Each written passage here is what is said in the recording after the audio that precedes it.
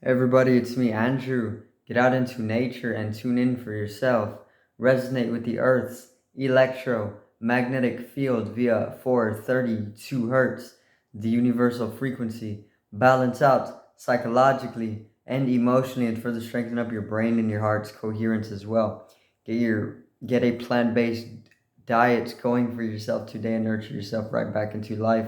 We are literally herbivores in our nature. Further balance out your physical body's pH level and get with alkalinity. Then you can generate some static electricity. Send me some love telepathically. Set attention to your mind and set intention to communicate. That is all there is to telepathy. You are now tuning in to Great Days. So I'm gonna talk about samadhi today, and I'm gonna talk about cultivating a mind after having an experience of samadhi. Okay, so a samadhi born mind, and also what samadhi is. Okay, so samadhi it's pretty much Sanskrit, and samadhi is a state that one can reach through practice, and usually it's yoga. It can also be meditation as well. But samadhi is a state that one being can reach, and it is a state of pure ecstasy.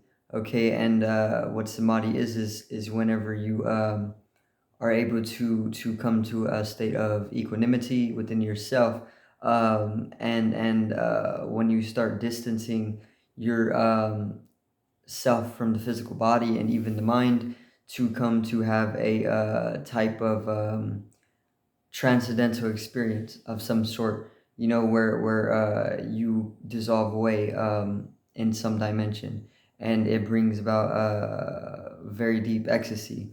Okay, and this is what samadhi is. It goes deeper though. There's so many different types of samadhi. There's so many different types of um, states of ecstasy. But samadhi can be attained, or it can be realized, or it can be experienced. And whenever you experience samadhi, there's deep ecstasy. There's a very, very deep ecstasy within you, and you pretty much dissolve away. But whenever you come out of a samadhi experience, you can still have a mind. You can still have mentality, and having mind after experience of samadhi is completely different than mind prior to having experience of samadhi. So what I mean by this is that you're a completely different person after or before. You're a completely different person before you have any type of experience of samadhi. Okay, and after you have an experience of samadhi, it's very, very, very liberating, and it's even very enlightening. Okay, because it's very ecstatic. It's an experience of ecstasy, beyond words. You can maybe use words here and there to pick at the experiences of samadhi, but you can't actually ever get to it, because words won't really do it. You need to be able to experience samadhi for yourself. It's a very, very beautiful experience. Um, and once again, it's very, very physically dissolving, because the state of samadhi is a state of equanimity that you come within, and it comes from distancing yourself from the physical body and even the mind as well. And it can go very deeper. There's subtler levels of samadhi. There's deeper levels of samadhi. You know, but there's some levels of samadhi, or some experiences of samadhi will maybe leave you no minded. But there's also subtler ones that will have you able to experience the ecstasy, um, and as you come back from the experience, you are still attaining mind, or you're still minded, you know which is not a bad thing. But the everything is completely different after the experience. everything is the same, but it's also very, very completely different. Okay, because a whole new perception has pretty much cascaded you as a being. So it changes a lot, and it's kind of like a rebirth in a way. It is a rebirth because you're having an experience beyond the normal, and you are also very much changed by such a extravagance, or changed by such a profound experience. So samadhi, it's a very beautiful thing once again, but being reborn, or renewed through the experience of samadhi is what I wanted to talk about. I wanted to talk about how the mind changes. The mind, it has some type of silence to it after experience of samadhi. So it's like you can have experience of samadhi for the very first time, and as you come back, you may be let's say you're still the same. You're not really too changed from it, but you did have a clear, definite experience of samadhi. So um, then you come to understand that these experiences are not going to end. They're going to continue to happen. If it happens once, it can continue to happen to you.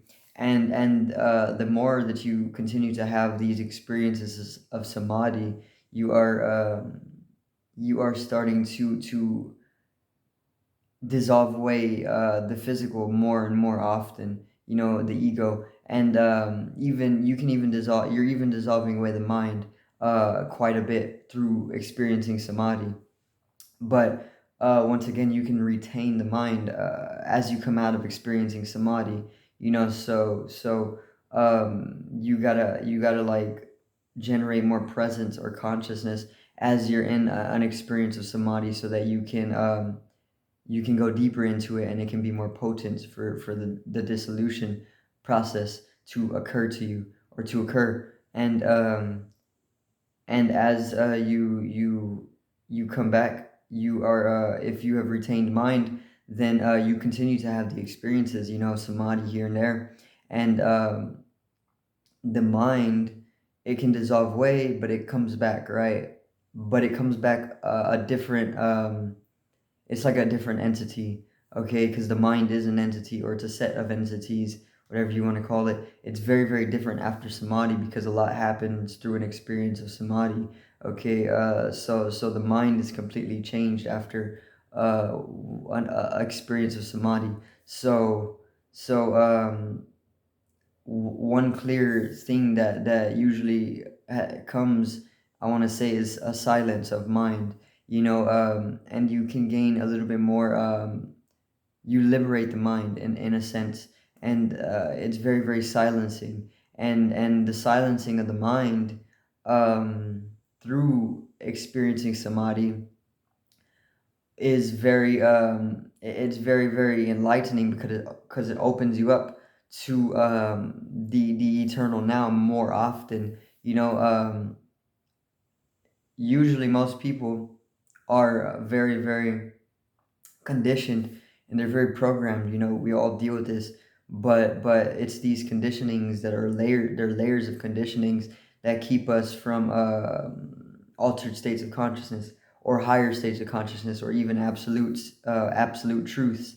Okay, so these layers of conditionings can be dissolved away through multiple experiences of samadhi, or even one experience of samadhi, if it's if it's powerful enough, for you.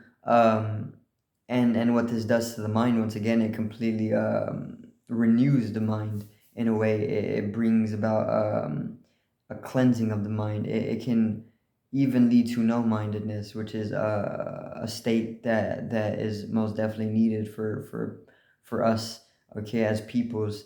But your mind completely changes after samadhi, basically. A lot of silence comes to it.